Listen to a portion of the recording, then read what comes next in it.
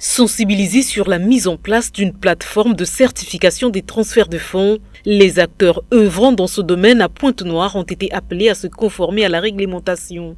Il ressort que la plupart des opérateurs des transferts de fonds exercent dans l'illégalité, car à ce jour seulement 50 se sont enregistrés à l'agence de régulation, selon son directeur général, qui évoque également les sanctions prévues dans la loi des finances 2025. Pendant que nous faisons de la sensibilisation, le Parlement a adopté une disposition qui dit ceci: il est mis en place une plateforme de certification des transferts de fonds en République du Congo. L'Agence de régulation des transferts de fonds, en sa qualité d'autorité de régulation des transferts de fonds, est chargée de la mise en œuvre de ce dispositif. Tout agent exerçant dans le domaine de transfert de fonds est tenu à s'interconnecter à la plateforme opérée par l'Agence de régulation des transferts de fonds. Quand nous faisons le point, nous nous rendons compte que depuis 2 ans, il y a eu 50 inscrits. On ne peut pas se satisfaire de ce chiffre. On ne peut pas, dans un pays, avoir des opérateurs qui se cachent pour recevoir les devises, on ne sait pas d'où ça vient, pour vendre les devises, pour faire les transferts en se cachant. Ce n'est pas possible. Donc, dans la nouvelle loi de finances 2025, on va mettre les sanctions.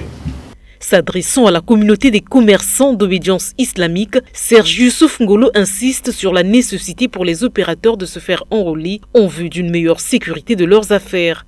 Mes frères, mes sœurs, vous qui évoluez dans ce secteur, la main a été tendue par qui? Par le premier magistrat de la République, qui a donné des instructions, je peux dire des ordres, et de façon stricte, de façon répétée, on ne cesse de dire: cherchez à vous enrôler. Faites ça pour le bien de votre commerce.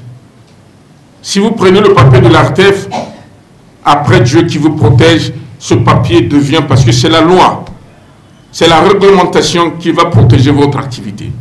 Je voudrais simplement rappeler que les portes sont ouvertes. Il n'est pas encore trop tard. Cette communication conjointe de l'Agence de régulation des transferts de fonds et le Conseil supérieur islamique fait suite à la campagne de vulgarisation de la loi des finances de l'année en cours.